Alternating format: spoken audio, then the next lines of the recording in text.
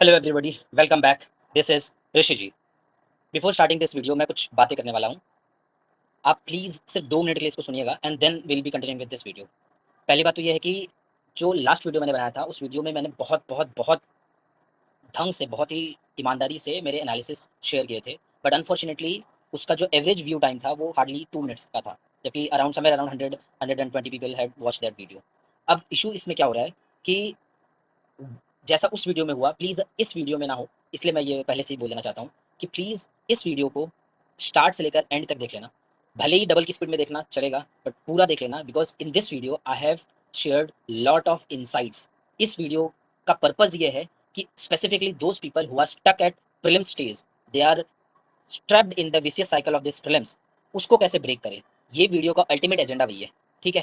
क्योंकि इस वीडियो को स्टार्ट से एंड देख लेना, और उसके बाद अगर आपको लगे कि this is not worthy enough, please do not come back again on this channel. I would not ask to come back again. मतलब लाइक शेयर सब्सक्राइब ये सब तो बहुत दूर की बात है, आप इसको इस चैनल को दोबारा देखना भी मत। बट प्लीज ये इंश्योर करो कि इस वीडियो को एंड टू एंड देख लेना, क्योंकि इसमें मैंने पूरा का पूरा रोड मैप मैंने शेयर किया है, किस तरीके से I was myself stuck into this loop और कैसे मैंने इसको ब्रेक किया। ठीक है, लेट्स गेट स्टार्टेड। सबसे पहले मैं प्रीलिम्स 2024 को डिस्कस करने से पहले प्रीलिम्स 2023 का एक बहुत ही इंटरेस्टिंग चीज मैं शेयर करना चाहता हूँ। वो ये है कि यहाँ पर देखना, ये प्रीलिम्स 2023 जब मैंने टेस्ट दिया था, एग्जाम दिया था, उसके बाद मैंने ये सेल्फ एनालिसिस किया। सेल्फ एनालिसिस करने के बाद, सेल्फ एनालिसिस मतलब मैंने घर पर आया और जो मेरा ओएमआर शीट था, जो एग्जाम में जो मैंने टिक किया था, उन सबको मैंने एबीसीडी इस तरीके से मैंने अपना आंसर जो मैंने मार्क किया था वो मैंने अपना ये एक कॉलम में मैंने उसको एक्सेल शीट में डाल दिया। उसके बाद मैंने डिफरेंट क्लासेस के आंसर कीज को मैंने यहाँ पर डाला, डिफरेंट डिफरेंट क्लासेस के आंसर कीज को। ठीक है, अब डिफरेंट डिफरेंट क्लासेस के आंसर कीज के हिसाब से मेरे जो मार्क्स आ रहे थे उस ईयर में, जैसे एग्जाम कांग्रेस एक है, वो उससे 78 आ रहा था, वाजीराम से 84, इनसाइड से 78, आईएस बाबा से 60, ओनली आईएस से 73, जीएस स्कोर से 65, फोरम आईएस से 92, चहल से 76, और ऑन एन एवरेज सबका मिलाकर 97 आ रहा था। ठीक है, इसमें मैं ये सिर्फ एक ऑब्जर्वेशन देना चाहता हूँ कि all these classes are having all the resources at their disposal, they are having the best possible faculties at their and.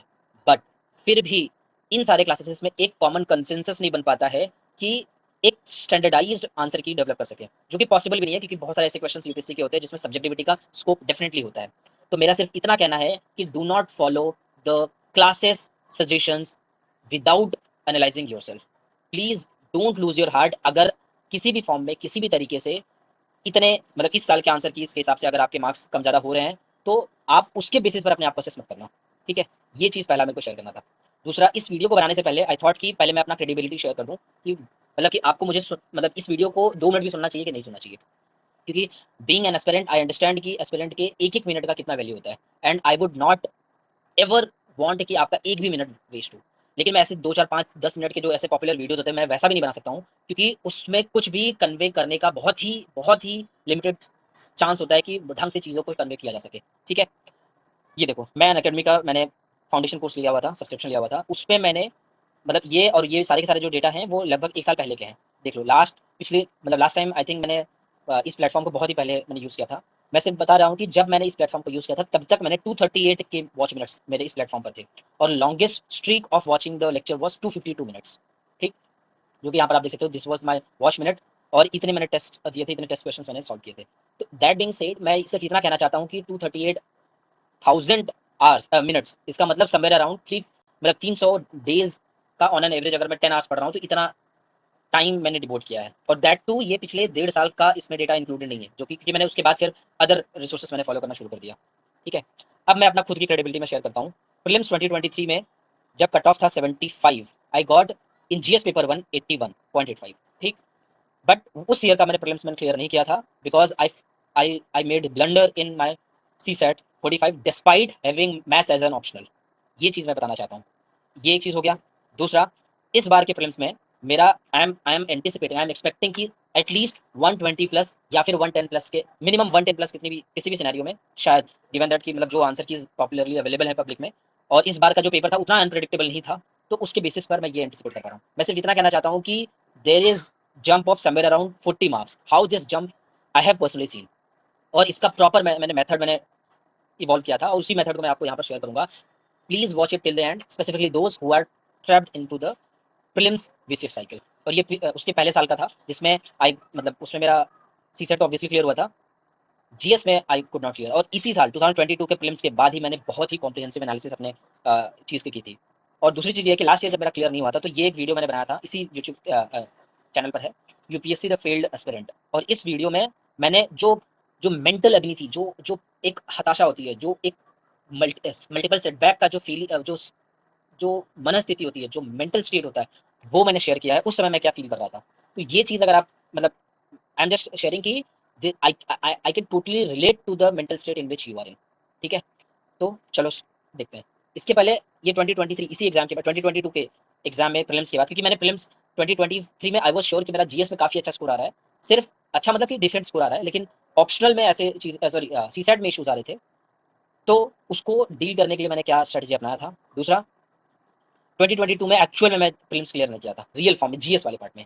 तो उसके बाद मैंने बहुत ही डिटेल्ड एनालिसिस की थी, उसका मैं एक स्प्रेडशीट बनाया था, वो मैं आपको दिखा रहा हूँ। और मैं आपसे रिक्वेस्ट करूंगा कि आप एग्जैक्टली वही प्रीलिम्स 2022 का जिस तरीके से मैंने सेल्फ एनालिसिस किया था, ठीक उसी तरीके से if you did this kind of analysis for your self, trust me, आप बहुत ही बेहतरीन पोजिशन पर होंगे आफ्टर 3 4 5 6 मंथ्स। ये बात I can give you in guarantee. ठीक है, so let's get back to the what we say detail analysis वाले पार्ट पर। ठीक है, यहाँ पर देखते हैं। ये देखो, ये मैंने क्या किया, अपना खुद का, ये दिस इज माई सेल्फ, मेरा खुद का आंसर की ये था। फिर उसके बाद मैंने मतलब मेरा खुद का आंसर था, और डिफरेंट डिफरेंट क्लासेस के आंसर कीज यहाँ पर है, राइट। और ये यूपीएससी का फाइनल जो आंसर किया था वो है। ठीक है, ये करने के बाद ये चीज़ सबसे पहले करना है, उसके बाद फिर मैंने एनालिसिस पर मैं जाता हूँ।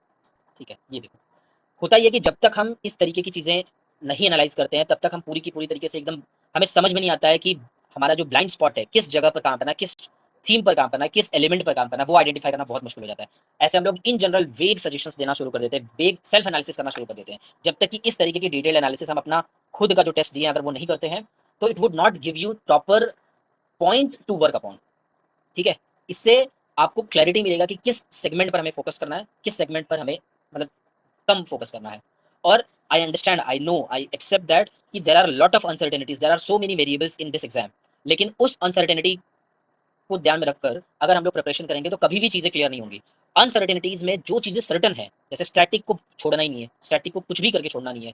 फिर जो ऐसे थीम्स, ऐसे टॉपिक्स, ऐसे एरियाज है जहां पर पूरा अगर शिद्दत से मेहनत करें तो वहां से रिजल्ट आ सकते हैं, despite being paper very very uncertain, very very dynamic, still we can locate.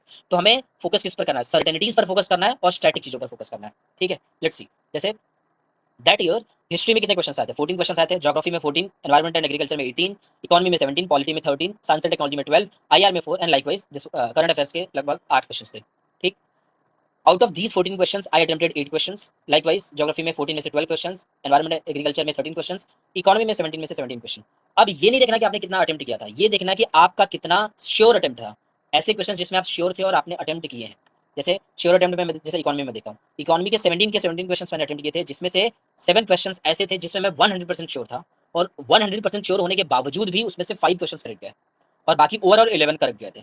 ठीक है, वैसे ही एनवायरमेंट एंड इकोलॉजी में 13 क्वेश्चन मैंने अटेम्प्ट किए आउट ऑफ 18 क्वेश्चन, जिसमें से 8 श्योर अटेम्प्ट थे और उसमें से 7 क्वेश्चन करेक्ट गए। Same goes for polity. अब देखो, पॉलिटी में एक इंटरेस्टिंग चीज मैं दिखाना चाहता हूँ। पॉलिटी में मैंने 13 क्वेश्चन अटेम्प्ट किए, 13 में से 8 क्वेश्चन जो थे वो मैंने ऐसे अटेम्प्ट किए जो कि श्योर था मैं, इन सारे क्वेश्चन पर मैं क्या था, श्योर था, और उसमें से 6 क्वेश्चन करेक्ट गए। Same goes for science and tech. Science and tech में मैंने टोटल 11 क्वेश्चन अटेम्प्ट किए थे, जिसमें से 7 श्योर अटेम्प्ट थे, जिसमें से 5 करेक्ट गए। अब ऐसा टॉपिक देखना जिसमें आपने श्योर था, श्योर अटेम्प्ट किया था, जैसे हिस्ट्री में मैंने 3 क्वेश्चन श्योर अटेम्प्ट किए जिसमें से 2 क्वेश्चन करेक्ट गए। गेस मैंने 5 किया था जिसमें से 3 करेक्ट गया था। सेम अगर मैं इकोनॉमी में देखूँ तो 10 क्वेश्चन मैंने गेस किया था जिसमें से 6 क्वेश्चन गॉट करेक्ट। मतलब इकोनॉमी में गेस वर्क उतना सटीक वर्क नहीं करता है। सेम गोस फॉर गेस, मैंने पॉलिटी का सबसे इंटरेस्टिंग है, पॉलिटी में मैंने 5 गेस किया था जिसमें से सिर्फ एक क्वेश्चन सही गया था, बाकी 4 के 4 गलत गए थे। इसका मतलब वहां पर कॉन्सेप्चुअल डेप्थ इशू था, वहां पर ऐसे क्वेश्चन पूछे गए थे जहां पर मैं ढंग से चीजों को अप्लाई नहीं कर पाया था, और ओवरऑल पॉलिटी में मेरे को सिर्फ 38% स्कोर आया था। इसका मतलब पॉलिटी पर मेरे को और भी ढंग से काम करना था। This is how we analyse, हमारा जो टेस्ट होता है उसमें किस तरीके से ढंग से हमारा एनालिसिस करते हैं। ठीक, ये एक चीज हो गया। अब उसके बाद आते हैं, उसके बाद मैंने क्या किया, हर सब्जेक्ट का, जैसे पॉलिटी का जितने भी क्वेश्चन पूछे गए थे उनका जो कीवर्ड्स था उसको मैंने डाला। जैसे एक क्वेश्चन था फिफ्थ शेड्यूल पर, तो फिफ्थ शेड्यूल वाला जो क्वेश्चन था उसका एनालिसिस मैं आपको बता दे रहा हूँ। उस क्वेश्चन में मैं 50-50 श्योर था, नोन था, उसको गेस किया और वो करेक्ट गया, दैट इज गुड। अब ऐसे ही मैं दिखाता हूँ, एक क्वेश्चन आता है क्रिप्स मिशन पर। क्रिप्स मिशन पर मैंने फर्स्ट ऑप्शन जो था उसको ओवरलुक किया, सेकंड ऑप्शन को मैंने गलत तरीके से अप्लाई किया और गेस किया, बाद में वो गलत गया। सेम एक क्वेश्चन आता है मिनिस्टर्स का, परसेंटेज ऑफ मिनिस्टर्स, उसमें पूछा था कि हाउ मेनी परसेंटेज, मतलब कितने, मतलब अगर पार्लियामेंट है तो पार्लियामेंट में कितने परसेंटेज ऑफ, और जितने भी मेंबर ऑफ पार्लियामेंट्स है उसके कितने परसेंट मिनिस्टर्स हो सकते हैं, वो क्वेश्चन आया था। उसमें मैंने एक मतलब मिस इंटरप्रेट किया था उसको, दिल्ली लेजिस्लेचर से उसको कनेक्ट किया था, और जिसमें 15% होता है, जबकि इन जनरल जो सेंट्रल गवर्नमेंट होता है वहां पर 10% का होता है, मतलब 15% का सेंट्रल गवर्नमेंट होता है, दिल्ली लेजिस्लेचर में 10% का होता है। ये मैंने मतलब उल्टा अप्लाई कर दिया था, जिसकी वजह से वो चीजें वो गलत गई थी। तो इस तरीके से हर सब्जेक्ट का मैंने एक स्प्रेडशीट पर इस तरीके से मैंने एनालिसिस बनाया। ज्योग्राफी में सेम, जैसे एक पीक्स वाला क्वेश्चन आया था, मतलब नामचा बारवा, इस तरीके से डिफरेंट डिफरेंट पीक्स दिए हुए थे, उसमें मैंने कुछ चीजें ओवरलुक कर दी थी बहुत जल्दी जल्दी में, क्वेश्चन रीड किया, मेरे को लगा जस्ट हो ही जाएगा, और उससे वो गलत चला गया। सेम इकोनॉमी में भी ऐसे क्वेश्चन थे जहां पर मैं बहुत ही मतलब कुछ क्वेश्चन में, जैसे मैंने rapid financing and rapid credit facility का जो क्वेश्चन था उसमें एकदम वाइल्ड गेस किया था। तो वाइल्ड गेस, ये तरीके का मैं एनालिसिस आपको बोल रहा हूँ कि आप सोचो कि उस समय एग्जाम हॉल में बैठकर आप क्या थॉट प्रोसेस से आपने वो क्वेश्चन अटेम्प्ट किया था, और सेम वही आपको यहाँ पर अपने स्प्रेडशीट पर क्या करना है, रेप्लिकेट करना है। सेम हिस्ट्री के भी बहुत सारे क्वेश्चन थे, जैसे अर्ली यूरोपियंस का जो क्वेश्चन था वो नोन था, I was sure also, but उसको बहुत ही ओवर कॉन्शियस हो गया था कि यार कहीं गलत ना चला जाए, कहीं गलत ना चला जाए, इस वजह से I left that question. Same science and technology में प्रोबेबिलिटीज का जो क्वेश्चन था वो लॉजिकल था, श्योर भी था, बट मैं ओवर कॉन्शियस होने की वजह से उसको लीव कर दिया। वैसे ही करंट अफेयर्स के बहुत सारे क्वेश्चन थे, लाइक वाइज आईआर के भी क्वेश्चन थे, जैसे यूनाइटेड नेशन जनरल असेंबली का क्वेश्चन था, वो भी मैंने छोड़ दिया because I was over conscious. फिर ऐसे ही क्वेश्चन डब्ल्यूएचओ गाइडलाइंस पर क्वेश्चन आया था, जो लॉजिकल था, श्योर था, उसको मैंने अटेम्प्ट किया, लेकिन जो क्वेश्चन क्लाइमेट एक्शन ट्रैकर पर था, ये एलिमिनेशन से श्योर में आ रहा था, लेकिन फिर भी मैं छोड़ा because I was very much conscious. इसका मतलब कि मैं मतलब पेपर में ऐसा नहीं था कि मेरे को नहीं आ रहा था, पेपर में अटेम्प्ट इसलिए नहीं कर पाया कि स्ट्रेटेजिक बहुत सारे मिस्टेक्स मैंने किए थे। एक वो हो गया। नाउ अब मैं दिखाता हूँ आपको पॉलिटी में और डिटेल एनालिसिस कैसे करते हैं। सेम वही इस तरीके से मैंने पॉलिटी का एनालिसिस, उसका कीवर्ड, क्वेश्चन का कीवर्ड डाला, उसका एनालिसिस लिखा, उसके बाद मैंने क्या किया कि थीमेटिक मैंने क्लासिफिकेशन कर दिया कि पॉलिटी इन जनरल इस साल जो क्वेश्चन पूछे गए, हिस्टोरिकल अंडरपिनिंग से पूछा गया, पार्लियामेंट से, जुडिशरी से, कॉन्स्टिट्यूशन से, स्कीम से, क्योंकि अगर आप ऊपर ऊपर से देखोगे तो then you will not be able to understand what is the micro theme upon which we need to work. लेकिन जब इस तरीके से डिटेल एनालिसिस करते हैं then we get to know कि एक्चुअल में कहां पर वर्क करना है। जैसे हिस्टोरिकल अंडरपिनिंग से 2 क्वेश्चन आता है, एक करेक्ट गया, एक इनकरेक्ट गया। पार्लियामेंट से 7 क्वेश्चन आता है, 4 करेक्ट गया, 3 इनकरेक्ट गया। जुडिशरी से 4 क्वेश्चन आता है, सिर्फ 1 करेक्ट गया, 3 इनकरेक्ट गया। इसका मतलब जुडिशरी वाले एस्पेक्ट पर मुझे काम डिटेल में ढंग से करने की जरूरत है। ठीक, लाइक वाइज ज्योग्राफी के लिए भी ऐसा ही मैंने किया। ज्योग्राफी में फिजिकल ज्योग्राफी पर 3 क्वेश्चन आया, 2 क्वेश्चन करेक्ट गया, 1 लेफ्ट। इंडियन ज्योग्राफी में 5 क्वेश्चन आया, 2 करेक्ट, 2 इनकरेक्ट और 1 लेफ्ट। इसी तरीके से इकोनॉमी पर देखते हैं। इकोनॉमी में मैंने, देखना ध्यान से, इकोनॉमी में मनी बैंकिंग फाइनेंस इंश्योरेंस पर 8 क्वेश्चन आया था, जिसमें से 7 क्वेश्चन करेक्ट गया, फिर इनकरेक्ट सिर्फ 1 गया। इसका मतलब जब मैं अब दोबारा से फोकस करूंगा तो अब मैं मनी बैंकिंग फाइनेंस इंश्योरेंस पर उतना वर्क नहीं करूंगा, लेकिन ये एनालिसिस नहीं होगी, तो चूंकि मैं लास्ट ईयर का प्रीलिम्स क्लियर नहीं किया, इस वजह से अब मैं सब कुछ दोबारा वही पढ़ूंगा। और जब मैं हम लोग दोबारा रिवाइज करते हैं फिर पढ़ते हैं ना, तो हमारी ये टेंडेंसी होती है कि we tend to read those things which we are very much strong with. हम उन चीजों को उतना ध्यान नहीं देते हैं जो हमारे लिए थोड़ा सा डिफिकल्ट होते हैं। Getting my point. Same history पर चलते हैं। हिस्ट्री पर भी सेम चीज मैंने वैसा ही किया। मैंने मॉडर्न में 2 क्वेश्चन आया था, जिसमें से एक छोड़ दिया था और एक अटेम्प्ट किया था, वो भी गलत गया। मिडिवल में 4 क्वेश्चन आए थे, 4 के चारों छोड़ दिए। एंशिएंट में 8 क्वेश्चन आए थे, 4 अटेम्प्ट किए, 4 करेक्ट गया, सॉरी 8 अटेम्प्ट किया था, 4 करेक्ट गया, 2 इनकरेक्ट गया। इसका मतलब एंशिएंट ठीक ठाक चल रहा था। मिडिवल पर मुझे दोबारा काम करना था और ढंग से काम करना था। सेम मैं वैसे ही एनवायरमेंट के लिए किया। एनवायरमेंट में भी देखो, इकोलॉजी के ज्यादा क्वेश्चन सही जा रहे थे, 7 out of 6, 6 out of 7। Pollution के 4 में से 2 ही करेक्ट गया। इंटरनेशनल एफर्ट्स में से 3 में से 1 सही गया। नेशनल एफर्ट्स में से 1 अटेम्प्ट किया, 1 क्वेश्चन आता जो कि मैंने छोड़ दिया था।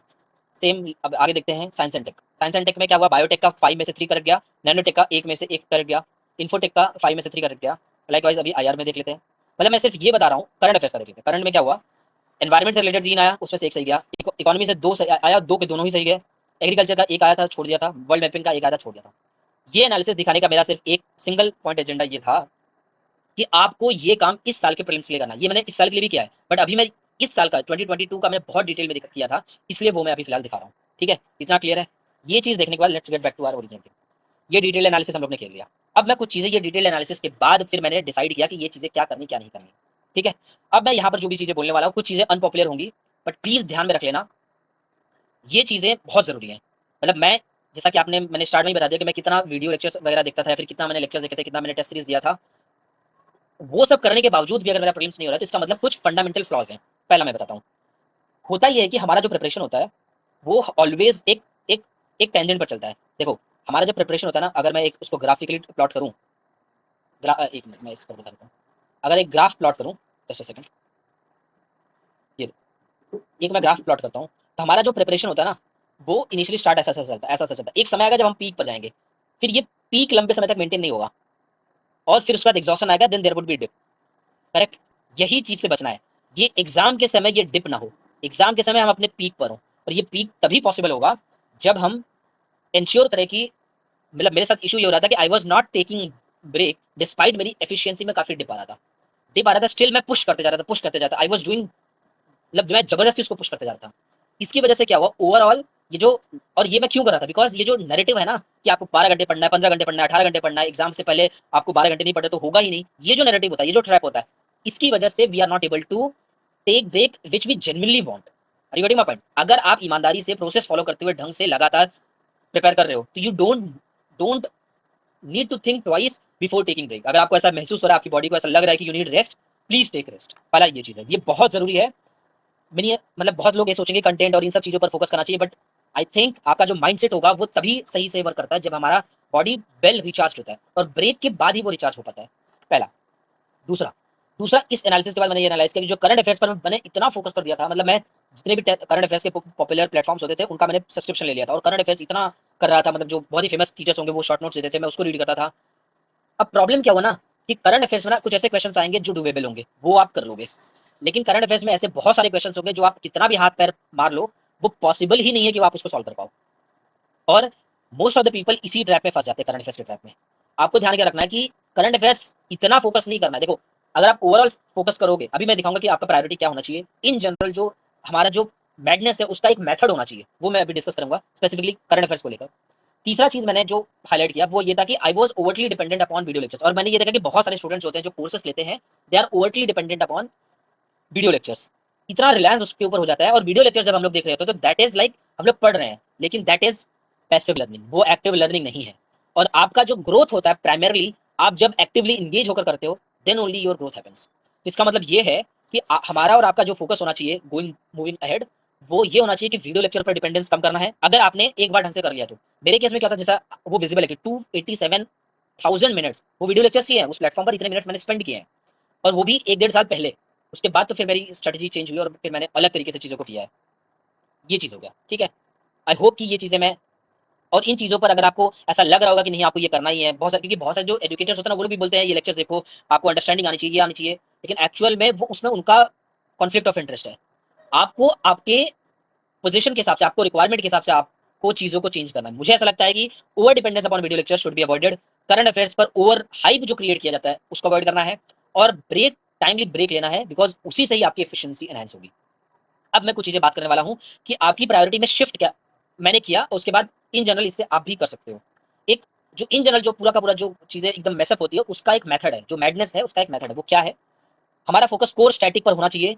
मल्टीपल रिवीजन करो, भले ये लगे कि चीजें नहीं हो रही हैं फिर भी आप उस पर फोकस करो, ठीक है। Multiple revision is the key. अभी मैं बताऊंगा कि this is very difficult with those people जो मल्टीपल अटेम्प्ट्स लेने लग जाते हैं, क्योंकि वो एक सेंस ऑफ फेमिलियरिटी हो जाती है और दूसरा ये इशू आता है कि आपको ऐसा लगता है कि यार आप बोर हो रहे हो, क्योंकि आप और वो भी ऐसे बच्चे जो जिन्होंने ढंग से प्रिपेयर किया और उनका अगर क्लियर नहीं हुआ है इसका मतलब ये कि उनका कंटेंट सही था, सिर्फ उस दिन एग्जीक्यूशन का कुछ इश्यूज थे। तो 1 साल तक अपने आप को सस्टेन कैसे रखें? अरे गेटिंग माय पॉइंट। और रिवीजन करते जाएंगे तो उसमें इंटरेस्ट नहीं आएगा। तो फिर करना क्या है मैं अभी उस पर डिस्कस करता हूँ। कोर स्टैटिक पर आपको फोकस करना है, मल्टीपल रिवीजन, पीवाईक्यूज का डिटेल एनालिसिस विद ऑप्शंस करना है। मतलब जनरली हम लोग पीवाईक्यूज को रीड कर लेते हैं बट अभी सब्सिक्वेंट अटेम्प्ट्स में मैंने क्या किया, पीवाईक्यूज के जितने भी ऑप्शंस थे उन सारे ऑप्शंस पर भी मैंने माइक्रो नोट्स प्रिपेयर कर लिए और वो मैं अभी मतलब डिमॉन्स्ट्रेट भी करूंगा, दिखाऊंगा भी, ठीक है। और ये एक्चुअल में सही तरीका होता है पीवाईक्यूज एनालिसिस का। ये नहीं कि पीवाईक्यूज रीड कर लिया दैट इज द एनालिसिस और पीवाईक्यूज सॉल्व कर लिया that is what we have to do. No, सिर्फ रीड करना सॉल्व करना that is not the motive of PYQs. PYQs में एक्चुअल में उससे समझ में आता है कि what is the requirement of this exam और माइंडसेट क्या होता है एग्जामिनर्स का। और बहुत सारे क्वेश्चन पीवाईक्यू से इंस्पायर होते हैं, ठीक है। तीसरा टेस्ट। कुछ लोग बोलते हैं टेस्ट 3 4 5 दो, कुछ लोग बोलते हैं टेस्ट भर भर कर दो। क्लासेस वाले तो डेफिनेटली बोलेंगे क्योंकि उनका अपना प्रोडक्ट है उनको बेचना है तो वो तो बोलेंगे ही। लेकिन मेरा अपना अंडरस्टैंडिंग ये है कि जो शुरू के अटेम्प्ट्स में इनिशियल अटेम्प्ट्स में जो बच्चे जो दो एस्पिरेंट आर उनको क्या करना चाहिए, इनिशियल अटेम्प्ट्स में उनको टेस्ट सीरीज पर रिलायंस कम कर रखना चाहिए और अपना syllabus coverage core static see this is the king maker. Core static पर बहुत फोकस करना चाहिए, पीवाईक्यू से उसको मैप करना चाहिए, फिर उसके बाद टेस्ट सीरीज पर आना चाहिए। और टेस्ट सीरीज अगर आपसे हो रहा है मतलब एटलीस्ट 4 5 6 फुल लेंथ टेस्ट देना चाहिए और सेक्शनल एटलीस्ट हर सब्जेक्ट पर हर सेक्शन पर 2 2 टेस्ट देना चाहिए। This is my personal opinion. बाकी जिनका सब्सिक्वेंट अटेम्प्ट हो रहा है, जिनका मल्टीपल अटेम्प्ट हो रहा है, उनके लिए डिसिप्लिन मेंटेन करना बहुत डिफिकल्ट हो जाता है। और उस डिफिकल्ट डिसिप्लिन को मेंटेन करने के लिए मतलब कंसिस्टेंसी को मेंटेन करने के लिए मैंने पर्सनली टेस्ट सीरीज को हेल्प लिया था। अब कुछ लोग बोलेंगे टेस्ट सीरीज ही देने से कुछ नहीं होता है but in my opinion test series आपको एक एक स्ट्रीमलाइन करता है। टेस्ट सीरीज और ये मैं उसको बोल रहा हूँ जो मल्टीपल अटेम्प्ट देते हैं, आप प्लीज इसको इनिशियल अटेम्प्ट में अप्लाई मत करना क्योंकि हर एक का अटेम्प्ट्स के अकॉर्डिंग स्ट्रेटजी चेंज होना चाहिए। तो मेरे हिसाब से जब मैंने ये किया, ये टेस्ट सीरीज का स्प्रेडशीट एक बनाया, वो मैं अभी बता रहा हूँ, देखना ध्यान से। ये देखो, ये मैंने टेस्ट सीरीज का मैंने एक स्प्रेडशीट बनाया था, जिसमें मैंने हर दिन का टेस्ट सीरीज का टारगेट क्या है, उसमें कौन कौन से टॉपिक्स मैं कवर करने वाला हूँ, और वो उसका सोर्स क्या होगा, उसका सोर्स क्या होगा, प्राइमरी सोर्स और सेकेंडरी सोर्स, इस तरीके से एक एक्सेल शीट बना, स्प्रेडशीट बना दिया। ठीक है, ऑब्वियसली एक क्लासेस का ही ये मैंने लिया था, एक कोचिंग क्लासेस का, ताकि उससे समझ में आ जाता है कि कोई एक स्टार्टिंग पॉइंट मिल जाए। तो ये देखो, सारा पॉलिटी का मैंने सारे टॉपिक्स को इस तरीके से डिवाइडेड था, देन बीच में ब्रेक है, फिर उसके बाद polity complete, and then economy, हर एक का मतलब उसमें टॉपिक क्या है, उसका प्राइमरी मटेरियल क्या कवर करना है, उसका सेकेंडरी मटेरियल क्या कवर करना है। इससे क्या होता है कि डेली टारगेट्स हमारे माइंड में सेट होते हैं। ये चीज हो गया। अब उसके बाद मैं दिखाता हूँ कि टेस्ट सीरीज का मैंने एडवांटेज कैसे लिया। जैसे पॉलिटी हो गया, पॉलिटी का इस तरीके से डेली टारगेट सेट था, मैंने क्या किया, ध्यान से देखना, ये चीज, यही चीज सबसे इंपॉर्टेंट है, और ट्रस्ट में यही आपको स्कोर इंप्रूव करवाएगा। ध्यान से देखना, यही चीज आपका स्कोर इंप्रूव करवाएगा if you are trapped into that decision. आपको करना क्या है, जैसे इनिशियली क्या करना है, मैंने चैप्टर्स लिए, उसमें ये चैप्टर्स डिफाइंड थे, ये चैप्टर जैसे इमरजेंसी प्रोविजन हो गया, प्रेसिडेंट हो गया, वाइस प्रेसिडेंट, प्राइम मिनिस्टर हो गया, इस तरीके से ये टॉपिक्स यहाँ पर डाल दिया। और ऑब्वियसली लक्ष्मीकांत से ये मुझे रीड करना था, और मेरे अपने खुद के जो क्लास नोट्स है, फिर शॉर्ट नोट्स थे, वो मैंने डिसाइड किया कि ये 13 पेजेस है, इस 13 पेजेस को रीड करने के लिए I allot 90 minutes, correct. And then I started reading the Laxmikanth, जो भी मेरा मटेरियल था। मैंने देखा कि ये 100 मिनट में मैंने कवर किया, देन दिस इज गुड, इसको मैंने ग्रीन से हाईलाइट किया, सेम इस तरीके से किया। जब मैंने प्राइम मिनिस्टर को किया, प्राइम मिनिस्टर 6 पेजेस थे, उसको मैंने 30 मिनट अलोकेट किया, जो कि 40 मिनट ले लिया। 40 मिनट इसका मतलब ये बहुत ज्यादा ओवरशूट कर गया, मतलब जो आइडियल टाइम था मेरा। इसलिए फिर इस तरीके से ये मैंने इसको डिसाइड किया। ठीक है, इस तरीके से जब हम डेडिकेटेड टाइम फ्रेम्ड मैनर में कितना पेज पढ़ना है, कितना टाइम अलोकेट करना है, और उसको कितना टाइम लगा, ये सब अगर हम लोग करते हैं, जैसे इसमें मैंने एनसीईआरटी भी इंक्लूड किया था, इंडियन कॉन्स्टिट्यूशन एट वर्क, उसमें 20 पेजेस कवर करने थे, 120 मिनट्स इसको मैंने अलोकेट किया था, और जो कि मैंने 67 मिनट्स में कवर कर लिया, जो कि बहुत ही बेहतरीन है। इस तरीके से मैंने हर एक मतलब टॉपिक्स के लिए मैंने डिसाइड किया और किया। ठीक है, जितना भी सिलेबस डिफाइंड था वो पूरा का पूरा मैंने कवर किया। ठीक है, और उस टॉपिक में अगर कुछ ऐसा रिमार्क आ रहा है कि these topics need to be read with more attention with establishing interlinkages, तो ये सारी जो भी आ रहा है, इस तरीके से आप एक्सेल शीट बनाओ, और उस टॉपिक से जो भी थॉट्स आ रहे हैं आपके माइंड में, उसको यहाँ पर लिख दो। उससे क्या होगा ना कि आपके पास एक बहुत ही अलाइंड तरीके से, बहुत ही प्रोफेशनल तरीका होगा अपने आप को असेस करने का, अपने प्रोग्रेस को असेस करने का। नहीं तो ऐसे आप लक्ष्मीकांत खोल लिए, पता लगा पेज खुला हुआ है, दिमाग कहीं और है, 1 घंटा बीत गया, पेज वही है। तो इस चीज को अवॉइड करने के लिए ये चीज करना बहुत जरूरी हो जाता है। सेम यही प्रोसेस मैंने फिजिकल मतलब ज्योग्राफी के लिए भी अप्लाई किया। अब ये देखो, फिजिकल ज्योग्राफी में मैंने क्या किया, जो मतलब हर दिन मैं ये सब पढ़ने का जो टॉपिक मैंने किया, ये देखो ये टॉपिक था, इस टॉपिक को मैंने प्रिपेयर किया, सोर्सेज भी यही थे, इन सारे सोर्सेज का यूज करके मैंने प्रिपेयर कर लिया। फिर उसके बाद मैंने टेस्ट दिया। टेस्ट देने के बाद उसमें क्वेश्चन जितने भी थे, जहां जहां पर मुझे ऐसा लगा कि यार कुछ चीजों पर मुझे वर्क करना चाहिए, जैसे थंडर स्टॉर्म पर एक क्वेश्चन आता है, it has both lightning and precipitation. फिर वैसे ही क्वेश्चन आता है tropical monsoon type of climate, वहां पर क्या था, it is found in south east Asia. इस तरीके से जो भी रिमार्क्स थे वो मैंने लिख दिया। ठीक है, वैसे ही इंडियन ज्योग्राफी के लिए क्या, वैसे ही ह्यूमन एंड इकोनॉमिक ज्योग्राफी के लिए क्या, सेम यही प्रोसेस वो पूरा मैंने फॉलो किया। यही चीज मैंने एंशिएंट हिस्ट्री के लिए किया, फिर यही चीज मैंने मॉडर्न हिस्ट्री के लिए किया। एज यू कैन सी, ये कितने पेजेस हैं, इसको कितने टाइम में कवर करना है। ठीक है, वही चीज मैंने इकोनॉमी में किया। ये देखो, इकोनॉमी में मैंने यहाँ पर जैसे सोर्स मैंने डिफाइन किया, ये सोर्स पर पढ़ना है, ये टॉपिक्स है करना है, इसमें कितने पेजेस मुझे पढ़ने हैं, कितना पेजेस मैंने कवर किया, वो कर पाया कि नहीं कर पाया, उसमें कितना टाइम अलोकेट किया था, ये चीज। फिर अगर मैं टेस्ट दे रहा हूँ तो उस टेस्ट की जो उस टॉपिक से रिलेटेड अगर कोई ऐसी चीज है जो कि मेरे को स्टोर करके रखनी है, तो इसी स्प्रेडशीट में मैंने यहाँ पर डाल दिया, और ये बार बार मैं रेफर करता गया, बार बार। ये इकोनॉमी हो गया। सेम फिर मैंने यही चीज साइंस के लिए किया। ठीक है, अब मैं दिखाता हूँ आपको मेरा टेस्ट का एनालिसिस। एक मिनट ना, ये देखिए, ये चीज सबसे इंपॉर्टेंट है। मैंने क्या किया, टेस्ट दिया, जैसे मान लो कि सबसे पहले मैंने पॉलिटी का टेस्ट दिया, टेस्ट 1, उसमें मेरा स्कोर कितना है, 66 आउट ऑफ 100, 37 करेक्ट गया, 12 इनकरेक्ट गया, जिसमें से एक आंसर था। फिर इस तरीके से एनालिसिस किया, जिसमें मेरा रैंक 300 के आसपास था। फिर दूसरा टेस्ट दिया, जिसमें ये स्कोर आया और इतना रैंक आया, उसको मैंने ग्रीन से हाईलाइट किया। देन टेस्ट 3 में 55, अगर 50 के नीचे, 60 के नीचे है, तो इसका मतलब मैं रेड से हाईलाइट कर रहा था। लाइकवाइज ये हर एक टेस्ट के लिए ये चीज, ये एक्सरसाइज मैंने किया। जब ये विजुअल चीज हम लोग करते हैं ना, इससे क्या होता है, this is active learning. Otherwise सिर्फ टेस्ट दिया, भूल गया, एनालिसिस नहीं किया, ये चीज करने से ना आपको ऐसा लगता है कि you are doing something creative work. और क्रिएटिव वर्क जब आप करते हो, एक प्रोफेशनल तरीके से करते हो, then your mind starts rewarding you, then you start enjoying your preparation, then you start actually working upon your process। Otherwise ना, नहीं तो मेंटल इतना इतना टॉर्चर होता है, इतने ओवर थिंकिंग होती है, इतने थॉट्स आते हैं कि you would just go mad. इतना ज्यादा मतलब प्रेशर वहां पर क्रिएट होता है। ठीक है, फिर वैसे ही मैंने टेस्ट, जितने भी टेस्ट दिया था, तो उसका कुछ कुछ रिमार्क दिया था, आई थिंक कुछ कुछ चीजें मैंने यहाँ पर डाल दी है। फिर डेली रूटीन भी मैंने एक ऐसा बना लिया था कि मैंने क्या करना है, कैसे करना है, इस तरीके से मेरा पूरा का पूरा एक शेड्यूल मैंने बना लिया था। ये चीज मेरे को आपको दिखाना था। नाउ कम बैक हियर, ये टेस्ट हो गया, ये एनालिसिस हो गई। अब मैं कुछ चीजें डिस्कस करने वाला हूँ, ध्यान से देखना। फिर मैंने क्या किया, अब जो मेरा प्रायोरिटी था, सबसे पहले स्टैटिक पर फोकस करना है, पीवाईक्यू उससे कॉम्प्लीमेंट करने हैं, देन टेस्ट देना है। और टेस्ट ये मल्टीपल अटेम्प्ट वालों को मेरे हिसाब से देना चाहिए, क्योंकि उनको कोर स्टैटिक पढ़ना बहुत ज्यादा बोरिंग हो जाता है, तो उनको डिसिप्लिन में लाने के लिए ये एक तरीका होता है। ठीक। फिर मैं क्या करता था कि मैंने टीचिंग को भी अडॉप्ट कर लिया, मतलब मैं किसी भी पर्सन को बोलता था कि I will explain you if you are having any difficulty, तो मैं पढ़ाने लगा। ठीक है। फिर उसके बाद लास्ट प्रायोरिटी मेरी अभी शिफ्ट हो गई करंट अफेयर्स पर। करंट अफेयर्स पर प्राइमरी नहीं थी, करंट अफेयर्स अब मेरा लास्ट प्रायोरिटी हो गया, क्योंकि अभी मैं डिटेल एनालिसिस जब मैं दिखाऊंगा तो जैसे हम लोग ने 2022 का जो पेपर देखा उसमें हार्डली 8 क्वेश्चंस पर देयर जो कि current affairs, core current affairs आता है, बाकी सब सब्जेक्ट से आ जाते हैं। हम लोग सब्जेक्ट अगर ढंग से किए तो उससे वो सॉल्व हो सकता है। कोर करंट अफेयर से 8 क्वेश्चंस आते हैं और हम लोग टाइम कितना देते हैं, मतलब weeks and months into it, हर दिन 2-2 3-3 घंटे दे रहे हैं, which is not the desired thing in my opinion. तो करंट अफेयर्स अब मेरा लास्ट प्रायोरिटी हो गया। अब आगे चलते हैं, अब और चीजें मेरे को डिस्कस करनी है। अब मैं बताता हूँ कि अब मैंने स्ट्रेटेजी चेंज किया। ये चीजें मैं बता रहा हूँ बिफोर एग्जाम का क्या स्ट्रेटेजी था और एग्जाम के बाद का क्या स्ट्रेटेजी था। बिफोर एग्जाम की स्ट्रेटेजी मैं आपको बता रहा हूँ कि एक तो चीज क्या होती है कि आपकी अकाउंटेबिलिटी सेट करना हो जरूरी होता है। तो अकाउंटेबिलिटी सेट करने के लिए दो अकाउंटेबिलिटी आप सेट कर सकते हो दो तरीके से, एक है सेल्फ अकाउंटेबल हो जाओ या फिर आप एक्सटर्नल अकाउंटेबिलिटी को लेकर आओ। ठीक है। और ये मैं अब एग्जीक्यूशन का ही, इसके पहले मैं प्लानिंग की बात कर रहा था, अब मैं एग्जीक्यूशन की बात कर रहा हूँ। अकाउंटेबिलिटी आपने सेट की, आपको सेल्फ अकाउंटेबिलिटी कैसे करना है। सेल्फ अकाउंटेबिलिटी करने का तरीका है कि टेस्ट सीरीज वगैरह का जो अप्रोच होता है that is very good.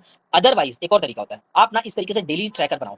Daily tracker बनाने का फायदा क्या होता है कि जैसे ये मैं एक एग्जांपल दिखा रहा हूँ, ये डेट मैंने डाल दिया, इसमें मैंने क्या किया, उस दिन मेरे को क्या क्या टॉपिक्स कवर करने हैं वो मैंने टॉपिक्स डाल दिए, और यहाँ पर लास्ट में परसेंटेज ऑफ टारगेट कंप्लीटेड ये यहाँ पर लिखता था मैं, जैसे इस दिन मैंने 50% ही टारगेट कवर किया, और उसके इक्वल में इधर ही लिखा कि chances of me clearing UPSC prelims. Obviously ये टेम्पलेट मैंने किसी और से लिया है, डॉक्टर शिवन सर ने ये शेयर किया था ये टेम्पलेट, तो वो मैंने टेम्पलेट यूज किया है। और उसके बाद मैं ये डेली अफर्मेशंस लिखता था, और ये अफर्मेशंस आपको बहुत ही चाइल्डिश और बहुत ही क्लीशेड लगेगा, but trust me it works. जब आप बहुत बहुत ज्यादा ओवर थिंकिंग करते हो, उसको रोकने के लिए हर दिन स्टार्ट होने से पहले आपको ये चीज लिखनी है। You can write anything, but ये मैं ऐसा लिखता था, thank you universe, as in I am expressing my gratitude to the ultimate force, ultimate energy. I am clearing UPSC prelims 2024 और be very specific by scoring 160 out of 200. Obviously ये बहुत ज्यादा मैं सोच रहा था, but I was aiming high, 160 out of 200 in GS1 and 130 out of 200 in CSET. ये लिखा। अब मैं ये बोल रहा हूँ इसका साइकोलॉजिकल इंपैक्ट क्या होता है वो मैं बता रहा हूँ आपको। साइकोलॉजिकल इंपैक्ट इसका क्या होता है कि जब आप ये चीज लिखते हो ना, अभी आपने अभी लिखा, ठीक है, अभी लिखने के बाद अगर आप ये चीज लिख रहे हो और तुरंत ही आप रील्स नहीं खोलोगे, तुरंत ही आप टाइम पास करना शुरू नहीं करोगे, तुरंत ही आप यूट्यूब के शॉर्ट्स देखना शुरू नहीं करोगे। जब आप ये लिखते हो, सुबह लिखोगे, आफ्टरनून में लिखोगे, और बिफोर स्लीप अगर आप ये चीजें लिख रहे हो बिफोर स्लीपिंग, तो इससे क्या होता है ना कि you are constantly reinforcing your mind कि आपको क्या करना है, और बार बार ये रीइंफोर्समेंट अगर हम करते हैं तो इससे एक एक सेल्फ अकाउंटेबिलिटी आ जाती है। ठीक है। ये चीज मेरे को कहना था सेल्फ अकाउंटेबिलिटी के लिए। ठीक है। अब दूसरा चीज मेरे को क्या बताना है, एक्सटर्नल अकाउंटेबिलिटी के लिए भी मैंने एक अप्रोच बनाया था। एक्सटर्नल अकाउंटेबिलिटी का अप्रोच क्या है, ये देखो। एक्सटर्नल अकाउंटेबिलिटी का मैंने क्या किया, मैंने एक ग्रुप बनाया, टेलीग्राम पर एक ग्रुप बनाया, SHG 2024 special focus group last prelims programme. ये मैंने खुद के लिए, और इसका टाइटल ही रखा लास्ट प्रीलिम्स, इसके बाद देना ही नहीं, यही मेरा लास्ट प्रीलिम्स है। इसमें ऑब्वियसली 2 मेंबर्स वर देयर, ये मैं था और एक देयर वर अदर पर्सन। अब देखना ध्यान से, इस ग्रुप में मैं क्या करता था, हर दिन मैं टेस्ट सीरीज लिखता था। एक बार तो मैंने ऑफलाइन टेस्ट सीरीज लिया था, उसके बाद फिर मैं, क्योंकि वो कॉस्टली था, तो मैंने खुद से ही करना शुरू कर दिया। मैंने क्या किया, ये देखो, हर दिन मैं टेस्ट लिखता था, उसकी ओएमआर कॉपी मैं इस ग्रुप में शेयर करता था। मैं भी था और उस जो other person, she also used to share in this group. ठीक है। इस तरीके से हम लोग शेयर करते थे। अब ये डेली अकाउंटेबिलिटी होती थी, क्योंकि मैं भी लिख रहा हूँ, the other person is also writing, तो उससे क्या होता है कि you would not B missing it. और इससे क्या होता है कि अगर आपको मन कर नहीं कर रहा है फिर भी आप ये करोगे, क्योंकि आपको ऐसा पता है कि the other person would hold you accountable. और ये हर दिन हम लोग 8 o'clock को मॉर्निंग में करते थे। 8 o'clock को every single day, 8 to 9 that was fixed. कुछ भी हो जाए, चाहे सारी चीजें इधर से उधर हो जाए, we used to attempt this paper. और ये सिर्फ मैंने कुछ ही स्क्रीनशॉट्स डाले हैं, इसमें मिनिमम 130 के आसपास टेस्ट टोटल हम लोग ने लिखे थे। और अब मैं ये बता रहा हूँ कि ये नंबर मैं ओवरवेलम करने के लिए नहीं बता रहा हूँ, मैं ये नहीं बता रहा हूँ कि आपको 130 टेस्ट देने हैं। मैं सिर्फ ये बता रहा हूँ कि चूंकि मेरा मल्टीपल अटेम्प्ट हो रहा था, मेरा नॉर्मल रिवीजन करने का मन नहीं करता था, तो मेरे को पढ़ने का सबसे आसान तरीका मेरे को ये लगता था कि मैं टेस्ट दूंगा, टेस्ट देने के बाद उसके जो जो एरियाज होंगे उन उन चीजों को मैं दोबारा से जाऊंगा और उसको रिवाइज करूंगा। मेरा ये तरीका होता था, कुछ चीजों को पहले पढ़ो फिर टेस्ट दो, फिर टेस्ट में जो चीजें नहीं समझ में आती थी, जो बहुत ब्लंडर में करता था, उनको मैं दोबारा से रिवाइज करता था। और कई बार तो टेस्ट सीरीज ही मेरा रिवीजन का सोर्स बन जाता था। अगेन मैं यहाँ पर फिर से बोल रहा हूँ, ये फर्स्ट अटेम्प्ट वालों को नहीं करना है। टेस्ट सीरीज आपको तब देनी चाहिए जब आपका प्रिपरेशन अच्छे से हो जाए। लेकिन चूंकि मल्टीपल अटेम्प्ट्स का प्रॉब्लम ये होता है, क्योंकि ये वीडियो मैं प्राइमरली उन लोग के लिए बना रहा हूँ जो those who are strapped into this vicious cycle of prelims, जो मल्टीपल अटेम्प्ट्स देना और प्रीलिम्स क्लियर नहीं हो पा रहा है। उस केस में ये अप्रोच, अगर आप स्टैटिक पढ़ोगे, अगर आपका स्टैटिक नहीं हुआ तो ऑब्वियसली आपको स्टैटिक करना है, लेकिन स्टैटिक करने के बाद भी कई बार ये होता है कि we are very much unfortunate, despite having good preparation we are not able to clear the prelims because of uncertainty of this exam, the kind of paper which is getting framed, तो उसमें बहुत deserving people are not getting selected। तो उन लोगों के लिए क्या करना है, तो उन लोगों का ये तरीका होता था। ठीक है। ये चीज मैंने किया। उसके बाद ये अकाउंटेबिलिटी के लिए हो गया। दूसरा मैंने क्या किया कि जब कभी भी पढ़ने का तरीका मेरा, अभी मैंने मतलब रिवीजन का तरीका मैंने चेंज किया। अभी मैं ना बहुत ही टीचिंग अप्रोच से करने लगा। और ये बेस्ट तरीका है रिकॉल का। मतलब जनरली क्या होता है ना कि अगर हम लोग पैसिव लर्निंग कर रहे हैं तो वो सबसे बेकार तरीका है। एक्टिव लर्निंग करते वक्त भी हमें डर लगता है कि यार याद कर लेंगे तो हमें अपनी रियलिटी समझ में आ जाएगी, और हम अपनी रियलिटी को टेस्ट करने से डरते हैं। तो दिस इज बिलीव इट और नॉट, आप एक्सेप्ट करो या ना करो, लेकिन ये होता है कि हमें अपनी रियलिटी को फेस करने से डर लगता है। तो टीचिंग अप्रोच मैंने अडॉप्ट किया। अब टीचिंग अप्रोच में क्या करना है कि जब भी मैं कोई भी चीज पढ़ता था, आई यूज्ड टू थिंक कि मैं किसी को पढ़ा रहा हूँ। और जब और या फिर मैं क्या करता था, कोई भी एक टॉपिक, लेट्स से पार्लियामेंट मैंने रिवाइज कर लिया, पार्लियामेंट रिवाइज करने के बाद मैं क्या करता था, मैं तुरंत ही सोचता था कि इसको मैं किसी को पढ़ा रहा हूँ। अब पढ़ाने वाली मोड में मैं चले जाता था, और पढ़ाने वाले मोड में जब मैं चला गया, देन ये जो रिकॉल का जो वैल्यू होता है वो बहुत ही स्पॉट ऑन हो जाता है। ठीक है, ये चीज हो गया। दूसरा, लॉजिकल रिटेंशन। आपका जो रिटेंशन होना चाहिए लॉजिकल होना चाहिए। मतलब जैसे फॉर एग्जांपल, अगर मैं अभी आपको पूछूं, अगर आप सही में ये एग्जाम क्लियर करना चाहते हो तो अभी आप रुको, और अगर आपने फेडरलिज्म पढ़ा है तो मैं पूछ रहा हूँ कि explain the federalism, the nature of federalism in India. चाहे आपको आपको 10 साल पहले भी पढ़ा हो, चाहे आप 2 महीने 3 महीने पहले, 2 साल 3 साल पहले पढ़ा हो, फिर भी आप इसको रिकॉल करो। अब सोचो कि ये चीज आप कैसे एक्सप्लेन करोगे। तो अगर आप फेडरलिज्म को अगर आप एक्सप्लेन करना चाहते हो तो आप लॉजिकली सोचो कि इंडियन जो फेडरलिज्म होता है, इसमें क्या होता है, there are two form of polity. यहाँ पर जो पॉलिटी है, एक सेंट्रल पॉलिटी है, यूनियन है, दूसरा स्टेट है, यानी कि 2 फॉर्म ऑफ पॉलिटी होनी चाहिए। फिर उसके बाद उनके बीच का जो रिलेशन होना चाहिए वो कॉन्स्टिट्यूशनली डिफाइंड होना चाहिए, उनके जो सब्जेक्ट्स होने चाहिए वो डिफाइंड होने चाहिए। फिर उसके बाद एक इंडिपेंडेंट जुडिशरी होनी चाहिए जो चेक्स एंड बैलेंसेस को मेंटेन करे। आप समझ रहे हो, ये होता है लॉजिकल कनेक्शन। मतलब आप रैंडम चीजों को नहीं रिमेंबर कर रहे हो, आप लॉजिकली चीजों को कनेक्ट कर रहे हो कि 2 फॉर्म ऑफ पॉलिटी होनी चाहिए, दोनों के जो सब्जेक्ट्स होने चाहिए, दोनों के जो एरिया ऑफ वर्क होना चाहिए वो कॉन्स्टिट्यूशनली डिफाइंड होना चाहिए। फिर उसके बाद एक जुडिशरी होना चाहिए जो उसको अकाउंटेबल, चेक्स एंड बैलेंसेस को इंश्योर करे। तो ये होता है कोर फीचर्स ऑफ फेडरलिज्म। और इंडिया का जो फेडरलिज्म होता है वो क्वासी फेडरल स्टेट बोला जाता है। क्यों? क्योंकि यहाँ पर यूनिटरी टिल्ट होता है, centre is stronger than the state. ये इन जनरल इंडियन फेडरेशन का नेचर होता है, जो कि कनाडा से इंस्पायर्ड है। कैनेडियन फॉर्म ऑफ फेडरलिज्म जो है वो उसके जैसा ही इंडियन फेडरलिज्म है। और जिसके एग्जाम्पल्स आप सोच सकते हो कि जब कभी भी इमरजेंसी का जो प्रोविजन होता है, या फिर प्रेसिडेंट रूल का जो प्रोविजन होता है, ये जो प्रोविजन होते हैं, ये basically centre is stronger than the state वाली स्टेट को फॉलो करता है। रिगेटिंग माय पॉइंट, इस तरीके से जब आप लॉजिकली कनेक्ट करोगे चीजों को, तो then your retention would be better. तो आप बार बार पढ़कर इससे कुछ नहीं होगा, अगर आप लॉजिकली चीजों को कनेक्ट करोगे then you would be able to analyse और remember it for a longer period of time. Next जो चीज मेरी स्ट्रेटेजी जो मैंने चेंज की थी वो थी कि अब किसी भी सब्जेक्ट को इग्नोर नहीं करना। वैसे मैं पहले भी नहीं करता था, बट जैसे कुछ कुछ चीजें, जैसे मैं साइंस एंड टेक पर मैं बहुत ज्यादा ओवर कॉन्फिडेंट हो गया था, साइंस एंड टेक तो मेरा ही है, मैं कर ही लूंगा। ये वाला जो माइंडसेट होता है, इसकी वजह से बहुत प्रॉब्लम हो गया था। इनफैक्ट साइंस एंड टेक में मेरे बहुत इश्यूज भी आए थे उस ईयर में, मतलब उसके पहले वाले ईयर में तो मतलब बहुत बुरा हो गया था, क्योंकि मेरा आई एम एन इंजीनियर, तो इंजीनियरिंग बैकग्राउंड होने की वजह से मुझे ऐसा लगता था कि मैं कर ही लूंगा। लेकिन ये चीज ब्लंडर नहीं करना है, ठीक है। Don't ignore any subject, be it I R, be it art and culture, be it environment. इन सब चीजों को जनरली कोर हम हर कोई पढ़ता है, पॉलिटी हो गया, इकोनॉमी हो गया, ज्योग्राफी हो गया, मॉडर्न हिस्ट्री हो गया, this thing would anybody would read. But जो अदर जो नेग्लेक्टेड सब्जेक्ट्स होते हैं वो भी करना है, और वो करने पर ही, क्योंकि देखो अगर आप इन जनरल अगर आप देखो तो पॉलिटी, जस्ट अ सेकंड, ये देखो, polity, economy, geography and modern history, इससे अगर आप देखोगे overall somewhere around 50 to 60 question आएंगे, ठीक। लेकिन बाकी की जो 40-50 क्वेश्चन है, अगर आप यहाँ पर खूब एफर्ट डाल रहे हो, खूब बहुत ज्यादा एफर्ट डाल रहे हो, तो at the best you can improve 5 to 10 question in terms of marks. लेकिन अगर आप अदर सब्जेक्ट्स जैसे आई आर हो गया, साइंस एंड टेक हो गया, इकोनॉमी एनवायरमेंट हो गया, फिर उसके बाद आपका ancient medieval and art and culture हो गया, यहाँ से कम 40 क्वेश्चन आ रहे हैं। और अगर आपने यहाँ पर जितना एफर्ट हम लोग इस पर देते हैं, उतना अगर उसका आधा भी एफर्ट अगर हम लोग ने इसमें दे दिया, तो trust me, I am telling you, minimum minimum 10 to 20 minimum 10 to 20 question का एडवांटेज आपको होगा। And this is why I am suggesting कि do not ignore any subject. हर एक सब्जेक्ट को करो भले, क्योंकि क्या होता है ना, अगर हम लोग सब्जेक्ट ही नहीं करते हैं तो उसके क्वेश्चन को अटेम्प्ट करने में ही डर लगता है, और फिर वो अटेम्प्ट ही नहीं करते हैं, तो कितना लॉस होता है। लेकिन अगर हम लोग पढ़े रहते हैं तो at least we would go for an attempt, और जब हम लोग अटेम्प्ट के लिए जाते हैं, तो अगर वो डुएबल होता है तो वो उसमें बहुत अच्छा स्कोर कवर हो जाता है, ठीक। लास्ट जो बिफोर एग्जाम मेरी स्ट्रेटजी ये थी कि test series is not equal to actual exam, ठीक है। इसको क्या करना है, टेस्ट सीरीज जिस तरीके से हम लोग देते थे, तो उसको जैसे हम लोग वीडियो गेम्स खेलते हैं या फिर कोई भी गेम खेलता है, तो क्या करता है, वो गेम खेलता है तो उसमें अगर मान लो कि अगर किसी एक माइलस्टोन को अचीव नहीं कर पा रहा है, तो इसका मतलब क्या होगा कि वो छोड़ देता है खेलना, या फिर रोने लगता है, या फिर बैठ जाता है। नो, वो उसको और मोटिवेशन मिलता है, यार ये कैसे नहीं क्लियर हो रहा है, फिर उसको वो पुश करते जाता है, बार बार करता है। सेम यही टेस्ट सीरीज के साथ करना है। टेस्ट सीरीज अगर आपको इनिशियल अटेम्प्ट है तो आपको लिमिटेड टेस्ट सीरीज देना है, लेकिन अगर आपको मल्टीपल अटेम्प्ट हो रहे हैं तो आपको टेस्ट सीरीज देना चाहिए मेरे हिसाब से, क्योंकि और वो भी डिपेंड करता है कि आपकी एनालिसिस के हिसाब से। आपकी एनालिसिस ऐसा बता रही है कि अगर आपका एक्यूरेसी हिट रेशियो बहुत अच्छा है, देन टेस्ट सीरीज को आप कम कर सकते हो। लेकिन अगर आपको ऐसा लगता है कि आपकी एनालिसिस के हिसाब से टेस्ट आपका जो एक्यूरेसी है वो अच्छा नहीं है, आपका एग्जीक्यूशन अच्छा नहीं है, आप फ्रीज हो जाते हो एग्जाम हॉल में, ऐसा भी होता है, तो फिर आपको क्या करना है, टेस्ट सीरीज का टेस्ट देना है, इसको एकदम लर्निंग एक्सरसाइज की तरह लेना है। और ये एक्चुअल एग्जाम नहीं होगा, ये टेस्ट सीरीज के पेपर्स जो होंगे वो रियल एग्जाम से बहुत बहुत अलग होते हैं। टेस्ट सीरीज सिर्फ प्रैक्टिस के माइंडसेट से लेना है। टेस्ट सीरीज के क्वेश्चंस कहीं भी नहीं पूछे जाने वाले, बिल्कुल भी नहीं पूछे जाने वाले। उसका जो हिट रेशियो का इतना पुअर होता है कि यू कांट इवन इमेजिन। लेकिन टेस्ट सीरीज देना है प्रैक्टिस के लिए, अगर आपको रिक्वायरमेंट उसका है तो। ठीक है, ये चीज ध्यान में रख लेना। और एक और माइंडसेट में शिफ्ट करना है कि please try to control the controllables. जो आपके कंट्रोल में है उसको कंट्रोल करो, और जो आपके कंट्रोल में नहीं है सिंगल माइंडसेट रखो, भाड़ में जाए।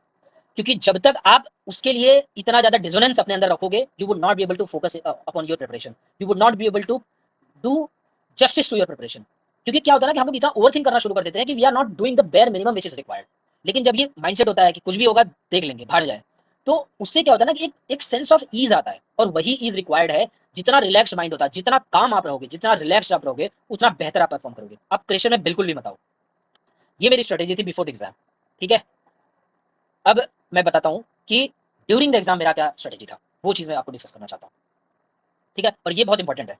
और ये चीज जो है ना, ये इसलिए इंपॉर्टेंट है क्योंकि दिस मैटर्स अलॉट। बहुत बार in fact I have been victim of this situation कि मैंने एग्जीक्यूशन में प्रॉब्लम किया था। That is the reason why I could not clear multiple prelims. और फिर उसके बाद उस पर काम किया तो देन इट वाज, मतलब fortunately I was able to do really good. और इस बार का प्रीलिम्स तो I was really really happy with my self.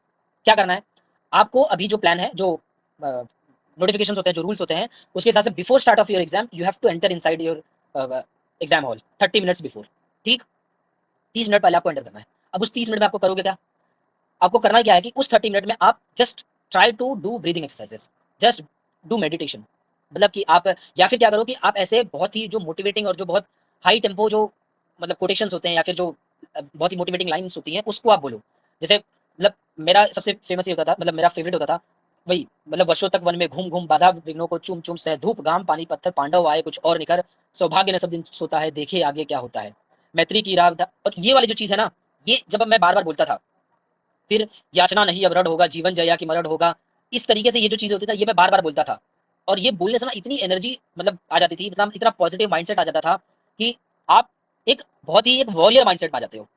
ठीक है, मतलब कि इस तरीके से हमारा माइंडसेट शिफ्ट हो जाता है कि अब हम थोड़ा सा जो डर रहे होते हैं, उस डर से मतलब एक फियरलेस एटीट्यूड आता है। और वही चीज रिक्वायर्ड होता है उस 30 मिनट्स में। या तो आप मेडिटेट करो, या फिर इस तरीके से कुछ एक मतलब बहुत ही मतलब मोटिवेटिंग लाइन आपको जो भी इंस्पायर करती है, इंस्पायरिंग लाइंस जो भी होती हैं, वो आप हमेशा रेडी रखो। और उसको आप रीड करोगे ना, इनफैक्ट इस फेज में ये चीज बहुत रिक्वायर्ड होती है। क्योंकि नॉर्मल एग्जाम हॉल में अगर आप नहीं हो ना, तो ये सारी चीजों का रिक्वायरमेंट नहीं होता। लेकिन एग्जाम हॉल में ये जो माइंडसेट होता है, वो रिक्वायरमेंट मुझे ऐसा लगता है कि हेल्प करता है।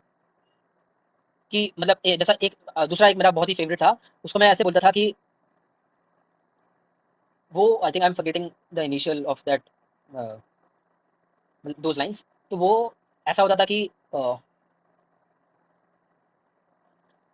योद्धा नहीं विचलित होते, क्षण एक नहीं धीरज खोते, विघ्नों में राह बनाते, कुछ ऐसा ही, मतलब इसी लाइंस पर ही था कि ठीक है, I read it later on, क्योंकि अभी मैं रीड करूंगा तो probably it will break the flow. तो you are getting my point. तो शुरू के 30 मिनट्स में ये चीजें आपको करनी है। फिर जैसे ही आपको क्वेश्चन पेपर मिलेगा, आपको करना क्या है, फर्स्ट 2 मिनट्स में आपको क्या करना है, ये सबसे क्रूशियल होता है, ये बहुत बहुत बहुत इंपॉर्टेंट है, ध्यान से देखना। फर्स्ट 2 मिनट्स में आपको आइडेंटिफाई करना है कि आपका जो सबसे स्ट्रॉन्ग जो सूट है, जो सबसे स्ट्रॉन्ग एरिया, और वो आइडेंटिफाई कैसे होगा, जो आपने इसके पहले जिस तरीके से आपने टेस्ट दिया, सेल्फ एनालाइज किया है, वहां से आपको आना है। जैसे मेरे लिए ज्योग्राफी या फिर पॉलिटी, ये सबसे मेरा स्ट्रॉन्गेस्ट सूट होता था। तो मैं या तो ज्योग्राफी से, या तो सोसाइटी से, सॉरी पॉलिटी से मैं स्टार्ट करता था।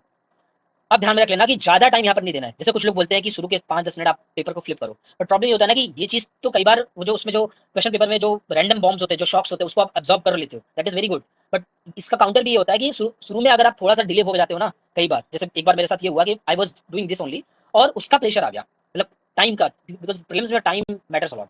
तो इसके लिए first 2 minutes you just dedicate 2 minutes to identify की locate where is your most important, most comfortable subject. उस चीज को आपने आइडेंटिफाई किया, और ये मैं अभी डेमोन्स्ट्रेट करूंगा 2024 का क्वेश्चन पेपर ही लेकर। ठीक है, ये करना है। और आपको पूरे पेपर में all throughout just make sure that you are staying calm. ठीक है, और इतना ध्यान में रख लेना कि have zero expectation, no preconceive notion कि पेपर इजी होगा कि डिफिकल्ट होगा, कि यार ये क्वेश्चन मेरे को नहीं आ रहा है, इतना इजी क्वेश्चन मैं रिकॉल नहीं कर पा रहा हूँ। ऐसे क्वेश्चन आएंगे जो मतलब लोगों को मतलब, even if you are not able to recall, और you are not, sorry, you are not able to remember article 21, right to life and personal liberty, फिर भी ठीक है। कितना भी कॉमन चीज हो, कितना भी आपने 50 बार रिवाइज किया हो, हजारों बार रिवाइज किया हो, कितना भी पूरी पूरी दुनिया उसको आती है, और अगर वो भी चीज आपको नहीं आती एग्जाम हॉल में, फिर भी आपको शांत रहना है, आपको काम रखना है। क्यों? क्योंकि ऐसे बहुत सारी चीजें होंगी जो उनको नहीं आएंगी और आपको आएंगी। ठीक है, तो चाहे कितना भी क्लीशेड, कितना भी कॉमन चीज हो सकता है कि एकदम सिंपल चीज, एकदम ही फंडामेंटल चीज, कि आपको आर्टिकल 14 ही नहीं याद आ रहा है, equality before law and equal protection of law, फिर भी ठीक है। आपको वाइल्ड लाइफ नेशनल पार्क एक भी नहीं याद आ रहा है, आपको एक भी स्पीसीज का नाम नहीं याद आ रहा है, फिर भी ठीक है, इट्स ओके। पेपर अटेम्प्ट करते समय कुछ भी हो जाए, किसी भी कीमत पर अपने आप को प्रेशर में आने देना ही नहीं है, ठीक है।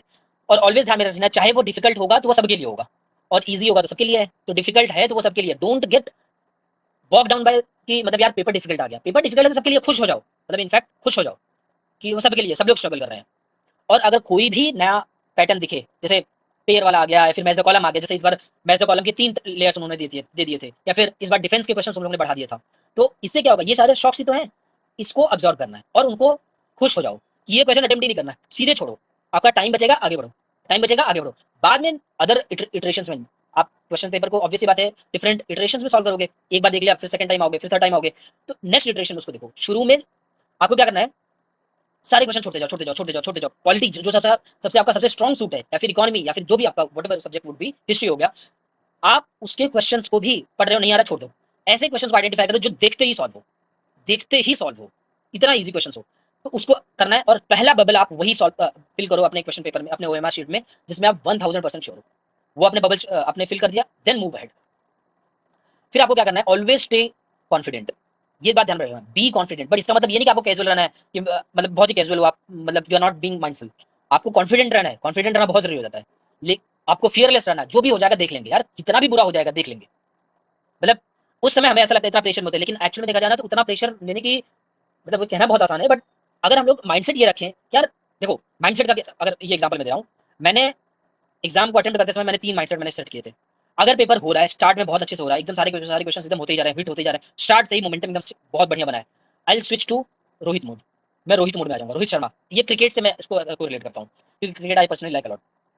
लेकिन अगर मान लो शुरू बहुत डिफिकल्ट हो रहा है, तो मैं विराट मोड में चले जाता था, शुरू में अपने आप को कुछ बॉल्स लेगा, अपने आप को मैनेज करेगा, एक बार अपने आप को एस्टेब्लिश कर लिया, एक बार अपने आप को थोड़ा सा शुरू के 10 15 20 बॉल डक किया, डिफेंस किया, we are not going all the guns blazing, अगर वो स्टेट में नहीं हूं तो मैं विराट अप्रोच में आ जाऊंगा, फिर मिडिल ओवर्स में मैं कवर अप करूंगा, मिडिल्स में मैं कवर करूंगा, ये हो गया। लेकिन मान लो ऐसा सिचुएशन आ गया कि जब हो ही नहीं रहा, ना तो शुरू में संभल रहा, ना तो बीच में संभल रहा है, फिर भी do not lose faith, go to Dhoni approach. मैं धोनी अप्रोच अप्लाई करता था कि क्या करना है कि लास्ट गेम को लास्ट तक लेकर जाओ, लास्ट लास्ट तक हम लोग को खेलना है, लास्ट में चीजों को शिफ्ट करना है, लास्ट में एकदम फुल मतलब हेलीकॉप्टर शॉट्स उड़ाने हैं।